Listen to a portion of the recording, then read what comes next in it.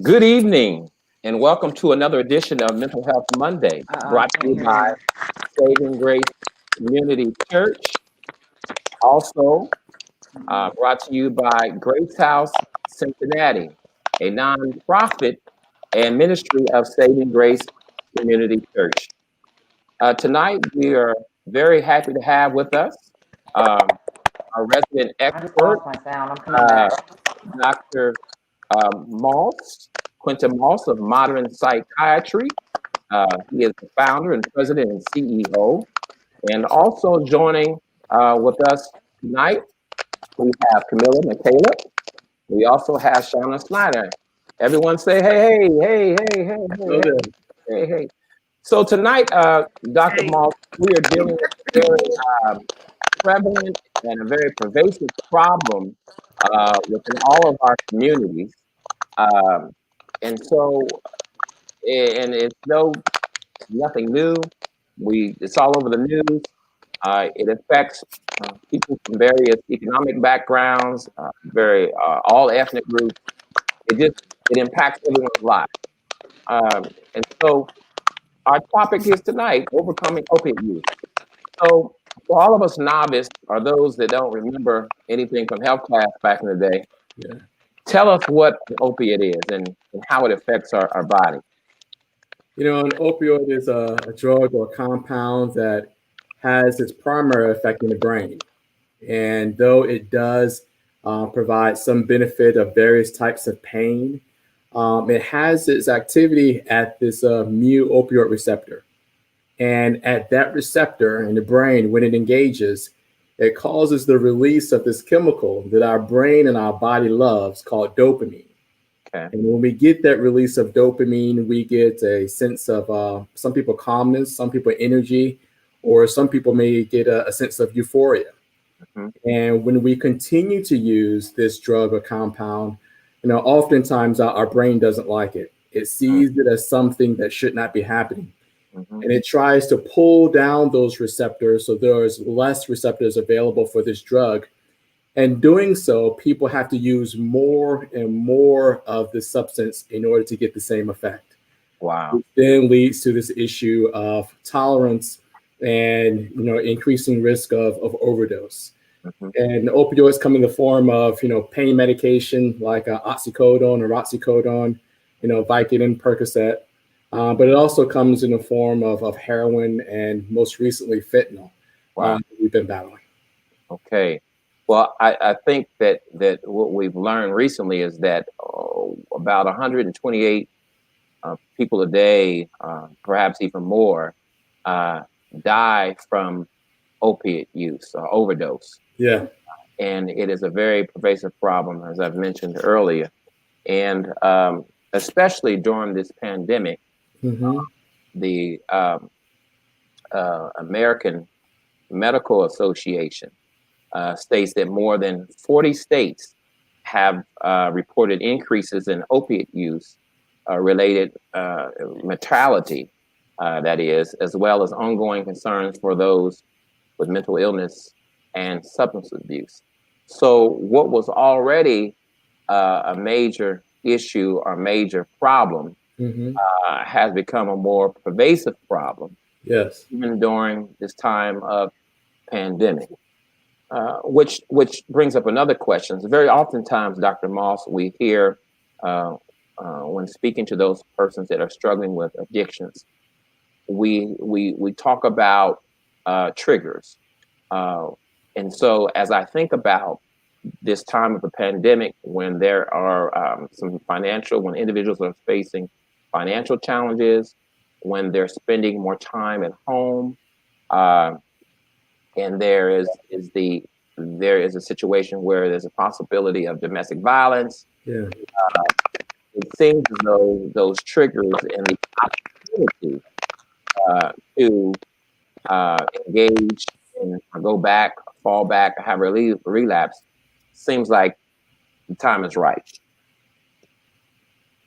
Yeah, the pandemic has really created many obstacles in folks trying to maintain their recovery. One of the great risk factors for relapse or what makes it very difficult to recover is isolation.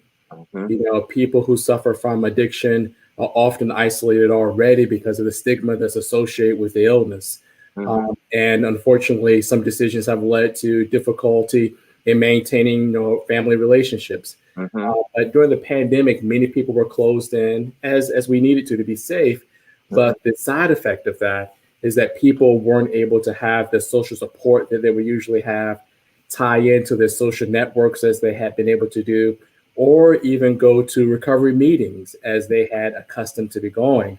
And Mm-hmm. those, are the some of the foundation that we try to help clients build in order to get some progress with their recovery. Not to mention that all of us have been stressed by the pandemic. Whether you suffer from illness or not, all of us have been affected. And when we suffer from addiction, it really targets certain areas of the brain, which make it very difficult to cope. Mm-hmm. So going into this pandemic with your coping mechanism already handicapped by Wow. the disease itself, and then with isolation, unfortunately has set up a number of people for relapse. So to hear that number thrown out, that 40 states have reported an increase in an opiate the mortality rate is no surprise to you. It's not. It's not. And actually, before the pandemic, in 2019, our numbers were starting to go up again compared to where they were a couple of years ago. So there was a priming of the pump, so to speak, of leading to this previous opioid epidemic resurfacing itself. Mm-hmm. Mm-hmm.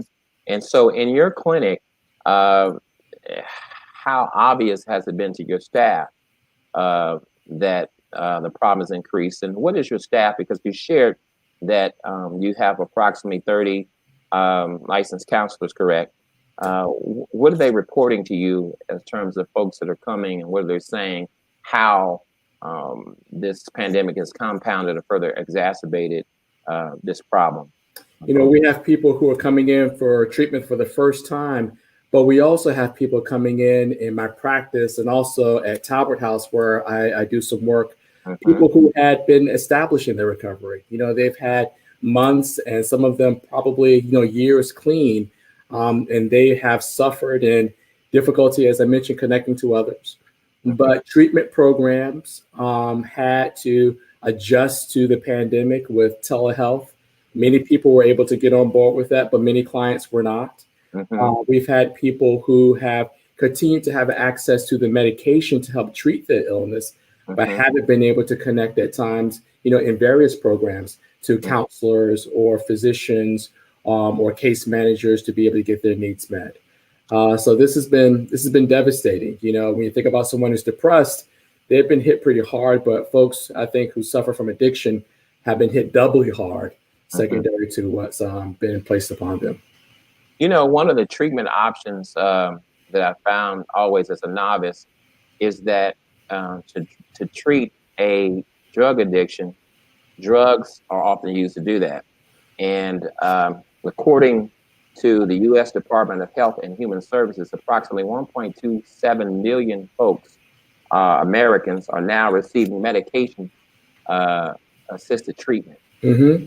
I think the term is dope and go. Could you explain a little bit about how that works? Well, I've talked before just now about how the brain functions with the activity of drugs when you use them. And for some people, that creates lasting changes in how the brain functions. Okay. So we have medications which are able to help the brain function better. But we also have medications to help detox or do perform medical withdrawal when people are going through the throes of being withdrawn or detoxing from the drugs they're using. So we prescribe medications, one of those being buprenorphine, better known as Suboxone. We also prescribe Vivitrol, which is the once a month injection. And then we have a number of people who take methadone, and methadone has been proven over time to be a very successful treatment. Mm-hmm. None of these treatments work alone. We rarely have success when just taking the medication. The medication treats one part of the brain Mm-hmm. in regards to the limbic area to help people recover. And then counseling, whether it's group therapy, intensive outpatient, partial hospitalization program, all of those constructs of relapse prevention help treat yet another part of the brain. And when we're able to combine both of those things together, people have a great deal of success. Medication is very helpful, much like medication is helpful for the person who has diabetes, for the person who has hypertension. We prescribe medications for those diseases, and we have very effective medications for those people who suffer from opioid use disorder. Yes, in fact, there are approximately, again, according to the Department of Health and Human Services, there's approximately 14,000 plus individuals who are receiving resident in care treatment for their substance abuse. Mm-hmm. Well, when we have these discussions, it's always interesting to look at the numbers, the data, to look at the scientific angle. But as we've alluded to before, that there is a spiritual component that's critical in anyone's recovery or overcoming any addiction or sin in general. And so tonight we once again are happy to have with us two persons from Juliet's Hope House, and as a matter of transparency, we are glad to have them. They are Shauna Snyder, and they are hi Shauna, and there is Camilla Michaela. And so share with us a little bit about Juliet's Hope House, and tell us a little bit about your journey, your challenge, and your struggle with the addiction.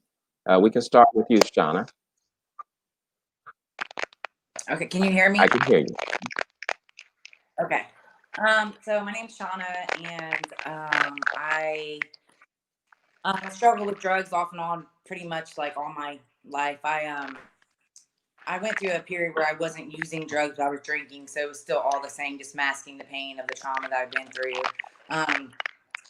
And in 2018,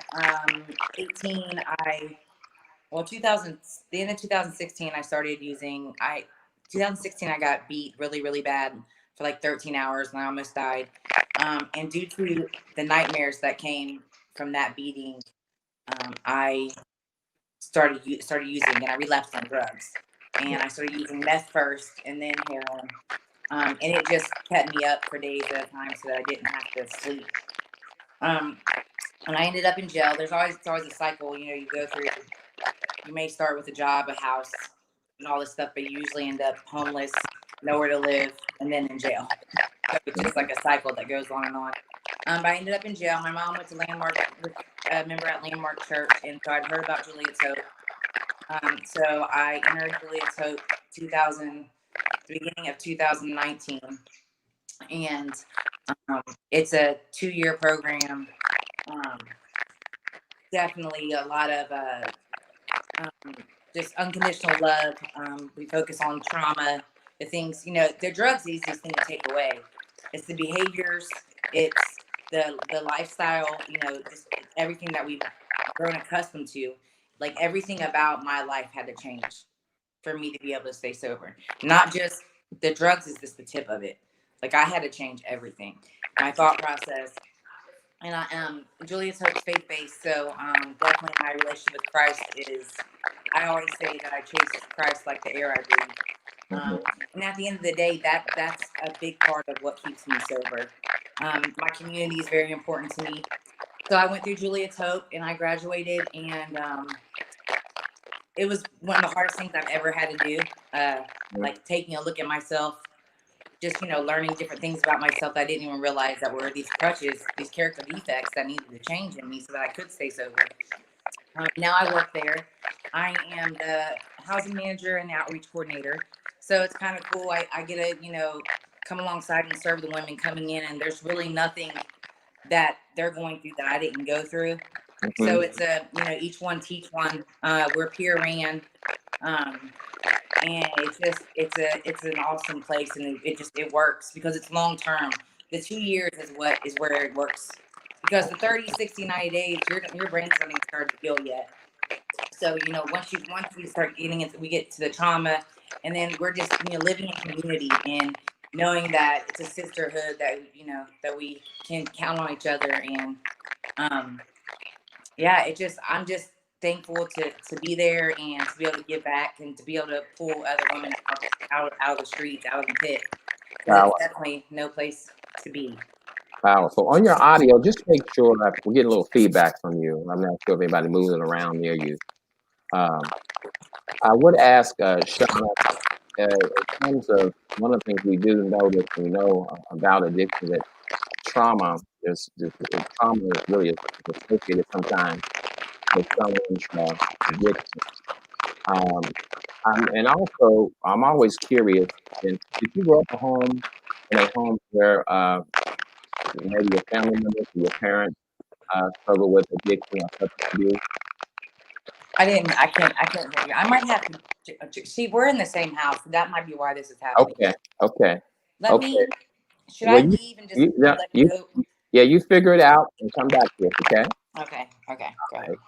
All right. All right. All right. So Camilla, you want to share your story? We're having some problems. We want to share your story, Camilla. Yes. Go ahead, Camilla. Well, so I didn't really start using drugs till like my late 20s, early 30s. And so when I first started, it was cocaine and then on to crack and then heroin. Okay. And when heroin stepped in the picture, it was just it. There was nothing. Like everything went like that. My house, my children, and my worst part of my addiction. I found I discovered I was pregnant. I was 37. My kids were like 11 and 13, and here I am pregnant. And I thought I was probably like 5 months, so I go to my first doctor's appointment. I was 8 months. I had been using the entire time. I actually went into labor, and I thought I was in withdrawal. Like I didn't even know I was in labor. I thought I was in withdrawal. Like I was trying to do something before I got to the hospital. Like it was that serious. So shortly after I lost custody of the kid, I gave the baby up for adoption, and then after that, I lost custody of the kids. And after that, it was just then that's when I started my overdosing. Like I overdosed at least 14 times, where they've had to come out and Narcan me, bring me back. The last time I overdosed was they had to Narcan me 9 times. So been in and out of jail, been to prison, and my last time in jail was like January of last year. It just completely broke me. Like I don't know. I'm older. I really thought I was going to die like through that withdrawal, and then that's when I made up my mind I had to do something. Like I want something different. I don't want to die statistic. I don't want to die. My kids, as I came out and I heard about Juliet's Hope, and I'd never done any treatment before. So I came there, and I really the biggest thing is is God, because out there I knew God, but not it was quick prayers in case I died in the middle of the night, or a quick prayer to get me out of jail, save me. But like I seriously, when I came in, like I had experienced so much loss. My children have not spoken to me in 5 years, and my hurt and pain, I was just, instead of feeling it and trying to fix things, I just always turned to drugs to just not feel. And I just really wanted I really, really wanted something different. Like that was it for me. And I was at the point where I would do whatever it took. So when I got to Juliet, it's a little rough at first, because like Shauna said, there's stuff about yourself that you don't know. And then like it hurts it's not comfortable to hear things about yourself. Mm-hmm. But and then it's getting off the drugs was the easy, but it's the staying off. Like to this day, I am very aware. Like every situation, like I have to always be on alert. My thoughts, my behaviors, like what I'm putting like in my environment, my music. listen to, the people I'm around, the environment, like everything's changed. Like I know personally, I can't ever go back to the old neighborhood, like, or the people who I thought were friends, people that I used with. Like everything is different. Like just every, like my thoughts, my speech, like just how I used to live versus now.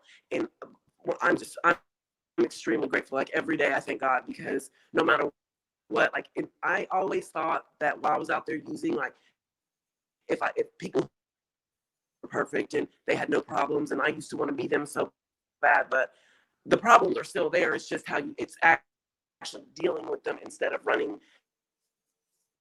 And I just, like, I learned a lot of like coping mechanisms and the behaviors, especially. That's the big thing. Like it's behavior modification. Like that's the thing, because you have to know how to deal with stuff when it comes your way, because life's never going to stop or be on hold because you're having a bad day. Or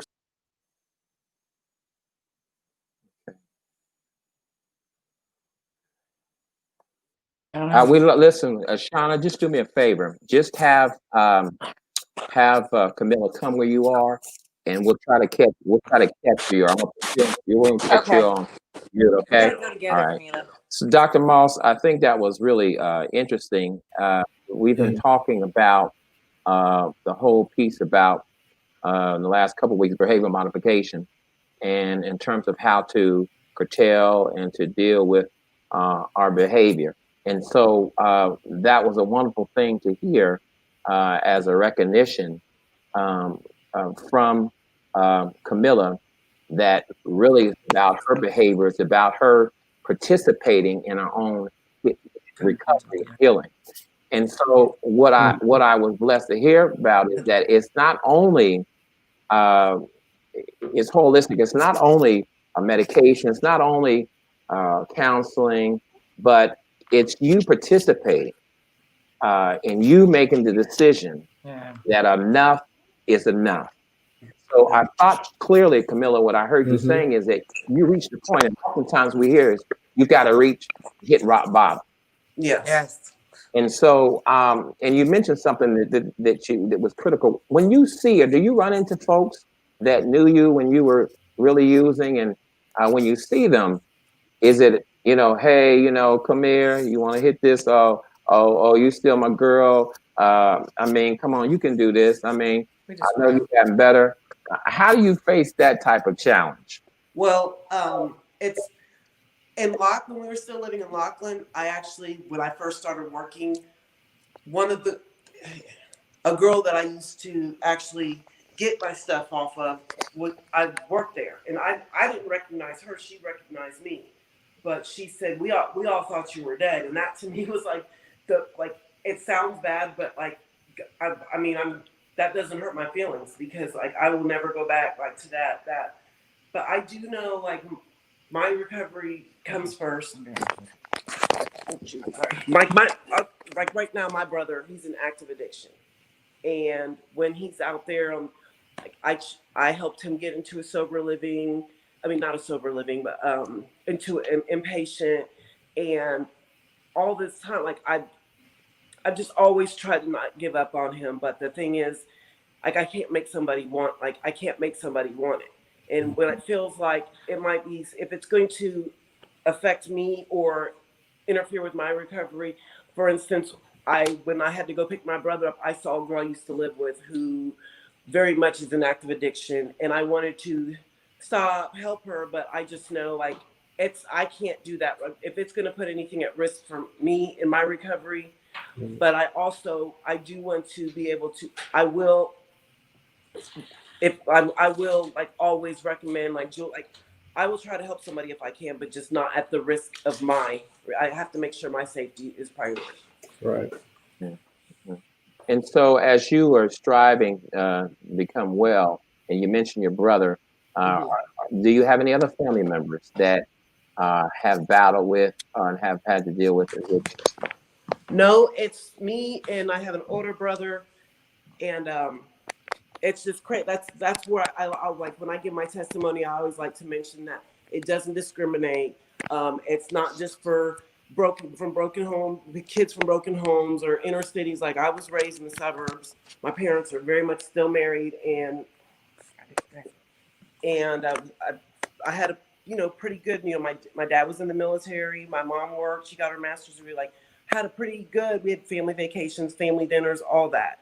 There was just something in me like. I really think of like I've always dealt with fitting in. When we lived when we were in the military, we moved around. So that's really when I first started like using cocaine. It's sad because I was 26 years old and I was me and a bunch of coworkers would always go to bonfires at one of the coworkers' house, and I was the only one who wasn't doing it. And like it was such a big deal was being made about me not doing it. And finally one day I was like, well then I'm just gonna do it. And that's when I can't stress enough like that. And I'm not blaming anybody for my actions. I'm just saying like I had to get to a point where I'm comfortable with myself and not care what other people think or say about me. Like that's learning how to be comfortable with myself and confident in myself. And that's I get that the confidence and my security from God really, because that's the thing. I know I could not do this without him. I mean, I've tried it on my own 1,000 times Amen. and it just I failed every time. Mm-hmm. Amen. Amen. Kim, in your role, Shauna. Shauna, Called me Kim. I called you Kim. Kim I'll is the take director. I'm it. Shauna. I just saw a comment from her. In your role, Shauna, how challenging is it for you to kind of be the house mom and the governor to make sure in your role that peer to peer to kind of encourage the total line to Yeah, how does that accountability yeah, piece it was really difficult because we are peering coming up with the girls that I when it came in the house with to be able to come up into leadership and then kind of like start directing them. So that was very difficult for me. But in that aspect, I knew that I had a calling and I knew that God, placed me here for this reason. And so I wasn't about to let any like pettiness stop me from doing what I know I needed to do. And not only that, but me being here with these women every day and pouring back into them. I don't live at the house anymore. We have a second house, a sober living house. So I'm in the second house. So I actually get to leave and come to work now. That's really nice. So I'm not there 24/7. But coming and being with these women every day and walking this out with them, I always tell them when they come in, I'll pray with you, I'll cry with you, I'll talk with you, I'll laugh with you, I'll heal with you. You know what I mean? So in return, me pouring out, I need them just as much as they need me. Absolutely. I mean, it's just being in community. It's having, like-minded people around you, picking a sister up when she's struggling or, them cheering me up when I'm struggling. It's just, it's a powerful, beautiful thing. Like the sisterhood that is created within the house is powerful. And it's funny because there's the house that I came in with, we're like all like going on 2 years sober. So we got cars, we're driving to meet. It's like, who would have thought? We didn't know. When we first came in, we're like, oh God, we're never gonna get through this. So there's victory, and it's hard work. It's not, it's hard every day.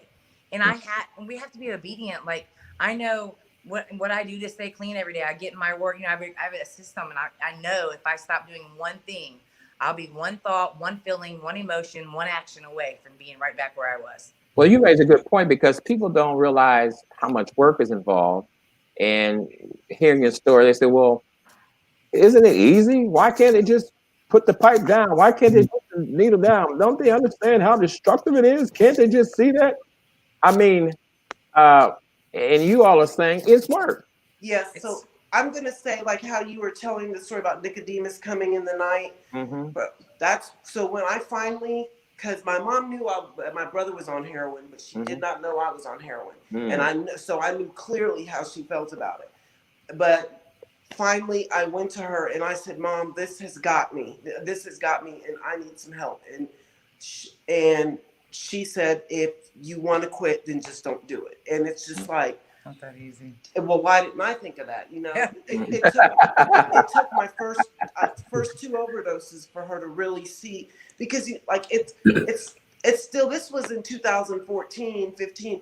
It was still pretty like my mom, like keeping up appearances. Nobody wants to say they have a kid who's strung out on drug, and so like it was extremely hard. But it is like Shauna said, it's every single day you have to work because it would be so easy just to give up and just go back to what's comfortable because after using drugs for 17 years, like that's what was comfortable. But the hardest thing is to stay and not do, stay outside your comfort zone and do what you haven't done before. Like I'm not a big feelings, like dealing with feelings and emotions and like just actually communicating. And like that's all new. That's all new to somebody who stayed in the basement getting high all day. Mm-hmm. So, but yeah, I just wanted to say that like with people, I think like when I came to Juliet's, because that was another thing. I thought like I was the only one, and people knew I had a baby born addicted, and people knew that I put my drugs before my kids and this that and the other. But then when you get amongst like you're not the only one, and that's where there's the comfort in being able to share and talk about it versus the people who don't, because it there's a lot of people that don't believe versus a choice versus a disease. Like it's just it is a I know we do make the first choice to pick up and use, but once you do it, like it's just you're waking up. You created a monster that you didn't know anything about that existed in you. Wow. So it's to me now like it's not like I have no shame like about my past or anything like that. So it's not like hard for me to talk about or anything, but for anybody out there who is struggling, like I cannot urge them enough. Like you're definitely not alone. You're definitely not the only one. So I mean, and there's so much more resources out, and I just urge anybody to if they need help. Just that was a pride thing for me. I was too proud to admit I need help, and that's where your freedom comes from. When you say, look, I cannot do this, and I need some help. Like I need you. Then that's where it starts. Dr. Moss, as you listen to both of these young ladies, what do you say? And we're going to come back to you, Shauna. What do you say to persons who are saying, you know what, this is too hard, and I just can't. I know I need to put in the work, but this is too hard. It's too. I can't. I'm just gonna let this addiction be who I am. That's what I want people to identify me as, that addict, that person who. How and what would you say in a session, even to someone who may say this is just too rough? I can't. I'm throwing in the towel. Yeah, there's often a gap between what we're able to do under our own strength, and then trying to meet the need of what's required for us to be sober. One of the first steps when we think about being able to come to his place of healing is that I'm powerless to this. I can't win with this. I have no control over this. When I try to do the right thing, my thoughts get in the way. This is something that's beyond me. And when we get to that point, then we're able to grasp hold of something that's much bigger than us. And for many of us, that's grasping hold of God, grasping hold of Jesus, understanding that by His stripe we're healed. So there's the spiritual component of that.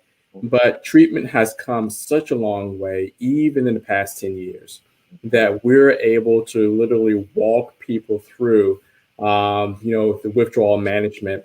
And they may be able to speak to this, but what's been the most difficult hurdle in starting that initial sobriety is going through detox, going through withdrawal. Absolutely. And when you're going through withdrawal, your body feels the worst it's ever felt. You can't think. I used to tell clients, you're pooping and snot. It's coming out of both ends, and it's horrible. And many patients, this is a life-threatening situation. People say that you can't die of heroin withdrawal, and I don't believe that to be true, because I've had a number of people who've tried to take their own lives while they're going through withdrawal because the withdrawal was so bad. So there's medication and treatment that's available to help them through that initial process. So let's see what we can do to get your brain and body more stable. And if we're able to do that, then we can help you minute by minute, make some better decisions. And then we'll win this day, and then we'll start again tomorrow, right? and put it all together again tomorrow. So hopefully we can win tomorrow. But there's just a lot more that we can do to help people now that we didn't have 20 years ago. And it's just making people aware that this treatment is there, and then also again sharing the message to the public that this is a chronic disease. This is a disease. This is not a moral thing, and it's not a personality thing. And it's easy for us to say just stop doing it when the brain has been rewired to act in a different way and make decisions in a different way. But this is a disease of the brain that has psychological and spiritual components. And when we realize that, we can open up the door to be able to help a lot more people. Shauna, you can identify with that. Tell me a little bit. I saw you nodding in agreement. So yeah, Tell me I about just your experience in detox. How was that for you? so well for me, God, I did. I was in I was in the county jail. I thought I was gonna die. I Mhm. literally had to go through my detox. Like I'm tying my legs up with sheets. Like it was no good. But I know from the girls, like the girls that I come in and I'm working with every day, getting them through the withdrawal process is like the hardest part. If they can just keep them there and keep them comfortable to get through that first 2 weeks, I mean, then they're still there. You have a good chance, but we lose so many in the first few weeks. I mean, they come in, they want it, and it just takes them right back out. That feeling, that sick feeling. A lot of times, I think people are afraid to even try. They might be so tired, but because they're so afraid of that withdrawal process, Mhm. they won't even start open the first door to step to try to get the help because they're so afraid of that. But then their lives are completely unmanageable. Anyways, it's crazy. And these drugs out here today, because I haven't been. It's been almost 2 years. It's a whole nother rare breed out there today.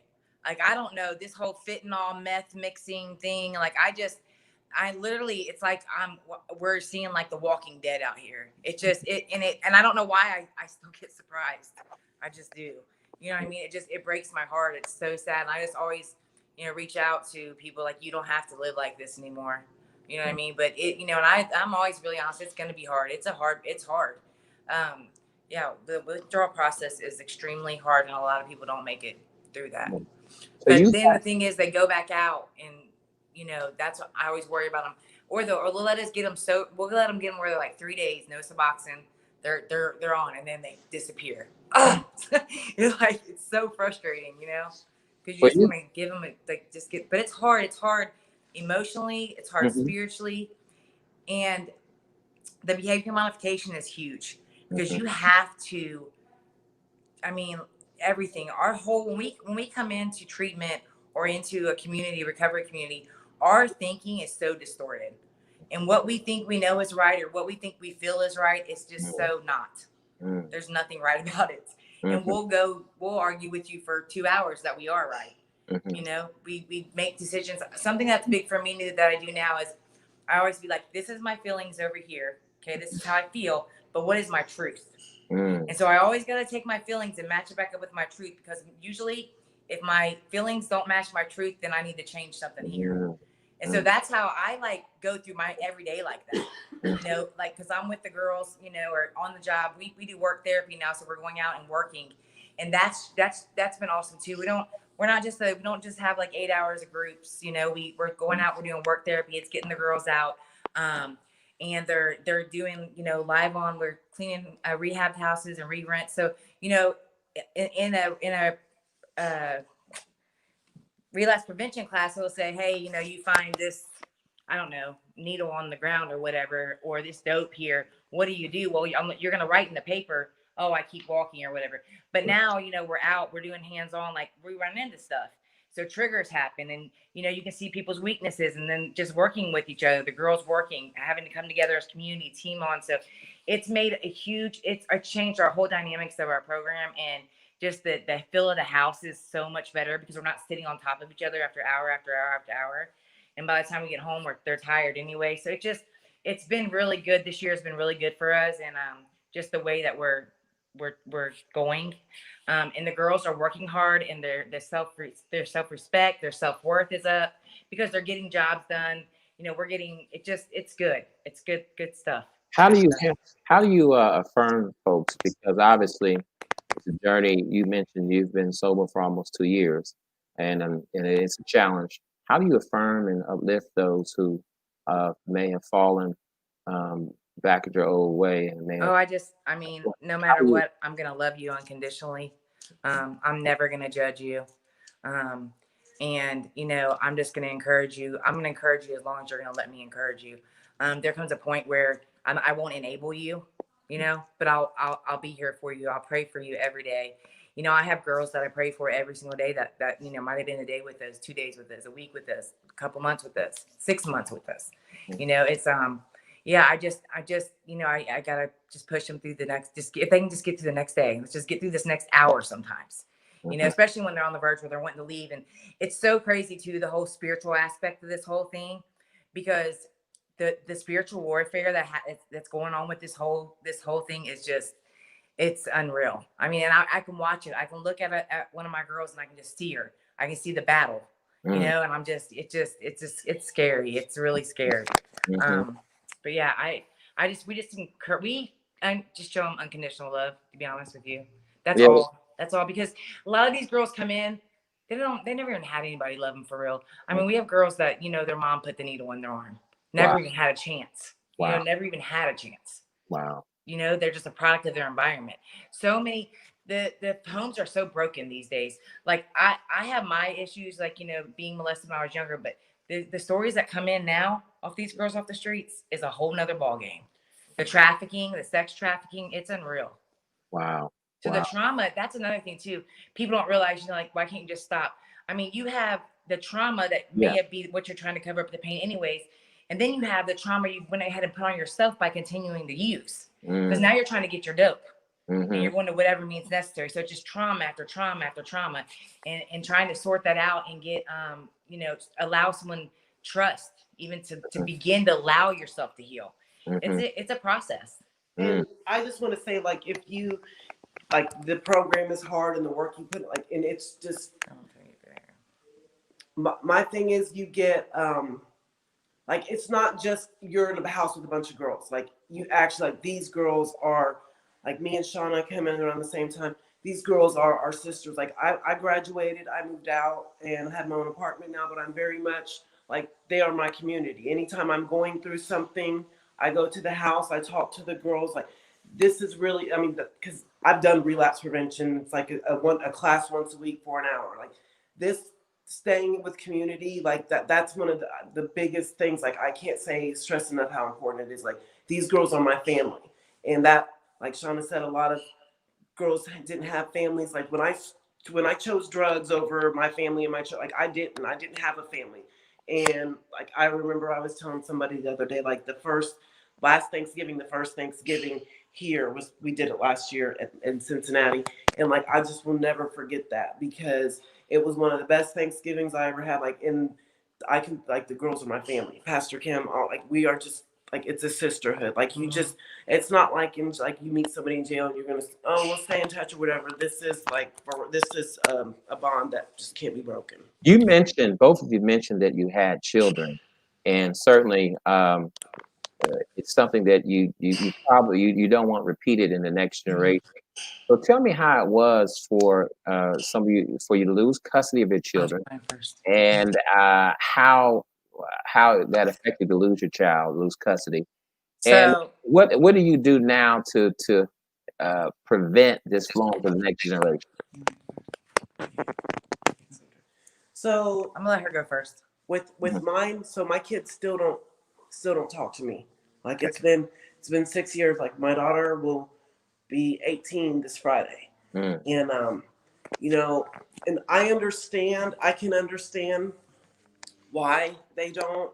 I'm so glad that my mom like stepped in and she did what she didn't have to do. My daughter lives with her father, but my son lives with my mom. He's in his third year of college, and ever since I've gotten here, I've reached out and tried, and that's probably one of the hardest. That's probably one of the hardest things for me. Like that's the times I get discouraged. Like, what's the point? Why even do this? Because But then, and there's time like I've even been angry, like, well, I'm their mom. I love them no matter what. They should love me no matter what. But I wasn't the mother to them that they deserve. Like I can remember specifically, my daughter would call me and say, "When are you coming home?" And I would say, "What do you need?" And like she just wanted her mom. So that's what I deal with. Like that's so everything that I lost, which God has brought back to me. The one thing I'm still waiting on is my children. And Amen. it's been 2 years, and I'm not gonna lie, because there's times I've wanted to give up and just like it's never gonna happen. But then also, like I've been trying to be grateful, and this is how I had to look at it the other day. Like the reason it's not happening is I don't know if it's because it's not the right time. Protection for my children, for me, whatever God's reason is, it's just not the right time. And also, it was 17 years of using that can't be fixed overnight. And my kids, they're smart, and they've seen me fake be good and doing well, and just everything. So that's the one I this is this is happening because the time's not right. So that's how I have to look at it, and that's why I'm grateful, because I don't want for something that's important, I don't want to go outside of God's will. I don't want to try to force it and do it my way. I want it the right way. But the baby that I gave up for adoption, I stay in contact with her family, and the adoption is as open as I want it to be. So I would like to meet her in the future. She turned 6 this month too as well. So that's where a lot of I've had trauma before, but when I lost the kids, that was when it was just like I didn't care about it. That's why I didn't care about anything. I had nothing else to lose. Wow. But Wow. Thank you. Thank you. And Shauna, tell us a little bit about your relationship. So yeah, I so I have my kids are all grown. I have 7 grandbabies. One's in heaven, so 6 out here running around.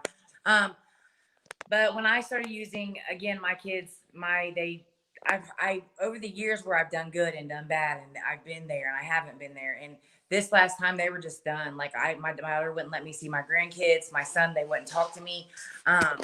My younger two, they would talk to me here and there, but nobody was on it. Like they weren't having it. I would try to convince. I actually had the audacity to get mad at my son because he's insisting that I go high the day before my eyes look, and I had the audacity like to yell at him like, "How dare you say this?" You know what I mean? Like, and I'm just a hot mess, and my story is different. I am blessed tenfold. I have the best relationship with all 4 of my kids, better than it's ever been. And I sit back sometimes and I just sit in awe of God, because when my daughter's having a bad day and she calls me 15 times, call me 15 more. You know what I mean? Like there is nothing in the whole world that will ever, I will never put those kids for granted again. And my grandbabies, just, that I walk in the room and they're mammal, and it just, that's what it's all about. I've come to that realization, like it's all about community. It's all about family. And we're such selfish people, because our kids just want their moms and their dads. Like that's all they want. Like we're so selfish. And so, I'm humble every day. I stay humble. I stay with a surrendered heart, and I try to stay teachable as much as possible. I don't know much of anything, so I'm just taking it, walking this out with me and Jesus. But it's a good thing, and God has brought me an amazing community. We have church family, you, Pastor Trevor, your church. Like we have just been blessed. I mean, we have community all around us, and I couldn't do it without everything, all the wheels, all the spokes in the wheel. There's, and it's all feeds into something. So we've come a long way, and I just continue to keep on trucking and pull as many of these girls out of this darkness that we can. Well, God has a plan and a purpose for your life, and it's a plan for you to prosper, not to fail. Amen. And as you're in communion with God, and often as I visit the house and I see you guys in Bible study or in your Word, as you continue to talk to God, commune with God, what do you believe, and what is God saying to you? And we can start with Camilla and then back to you, Shauna, as what He wants to do in your life. What do you believe He's calling you to do? What is He's? How do you see Him using this experience to bring glory to Him? How do you see Him using you? Well, like everything I went through like was meant to be for bad, but God, like, I know God, like I had to go through all of that to get me where I am, and like to find out who I really am, like inside. And that's like I just want other people, I just want other people to have what I have. That's, I remember I saw somebody on Facebook, and they were in recovery, and I remember looking at that right before I got to Juliet's, and I was like, I want that, like I want that. And I just know like God's plans for me are good. That's the bottom line. Like in all the situations I've been in, God has definitely been there for me, and answered my prayers. Maybe not the way I would have expected him to, but he always was there, and he always answered. And that's the bottom line. I know God is going to always be there for me. And like this, like I love to share my testimony, because to let other people know, like you can overcome. Like you think like you're just too far gone. You've done so much bad, and like you can't. There's no coming back for you. Like Yeah, it's not. It's yeah. and I remember being so far from God. Like, how Mm, could He ever love me? mm, And that's where when I got my relationship with Him, that's where I discovered like He does love you no matter what. mm. And like my plans are good. Like no matter what, like God has a good, like this is not it. God has a good future in store for me, Mm. and with my children, and with my story and helping others. Amen. Amen.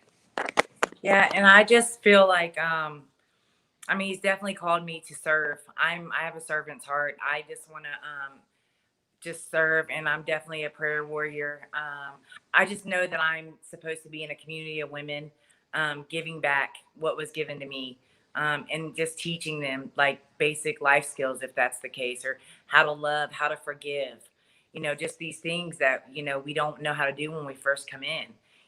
We're so clouded with so much stuff, and just to be able to continue to be a walking testimony for my children, for my kids, for my grandbabies. I get in the car, I pick up my 5-year-old and my 3-year-old or 6-year-old and 3-year-old grandson, and they get in the car and like, Mama, can you turn the Jesus music on? I'm like, yes. Like this is stuff I live for, you know what I mean? So just to be an example to my kids, I like, just, and to share the gospel with people. That's important to me. I'm getting bolder now, where I'm like asking people, at the restaurants, can I pray for you? And so it's getting, I'm kind of getting out there, getting a little bolder in my walk, and it's always good just to listen. And also, I always want to have discernment, to know when God's speaking to me, and He just blesses me every day, and I'm blessed by the women that I serve, for sure, absolutely. Well, this has been wonderful, and we praise God for both of you, and we thank you for being transparent. And always, I tell you, ladies, for just being real, 100% real. And I tell you that I told you guys the first time I met you, the more real and transparent you are, the more effective you will be. And so Amen. I praise God for um, what you've accomplished thus far in your treatment and your recovery. And I believe God's going to continue to use you this way. And I believe that um, you will not be defined by what has taken you down, Amen. Amen. but what you will be defined about the fact that you overcame it. Amen. Uh, Absolutely. so Yeah. we I praise. don't have time to look in the rear view mirror anymore, What song is it where he says, oh gosh, where he says, I don't have time to maintain these regrets? That. When I think about how beautiful, yeah. Mhm, mhm. Yeah, we ain't got time for that. Amen. That's keeping me. Thank you for having us though. Thank So you much. so much, Dr. Moss. Thank you. And for all of those who have joined us tonight, we just praise God for you.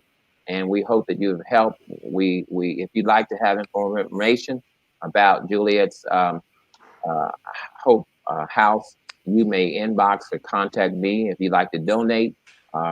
We know they are a lot of their support comes from work they do. They make very fine jewelry. Christmas is coming up, and you like to patronize them, uh, Amen. please holler at me, and I will put you in touch with them. But any way you think you might be able to support these ladies, whether it's food, cleaning supplies, you may do that as well. But above all, continue to keep them in your prayers. Amen. So we want to say to you once again, thanks everyone. Thanks to all our viewers who watched tonight. And as always, we want to encourage you to feel better, become better, and live better. Good Amen. night, everyone. Thank you. Thank you.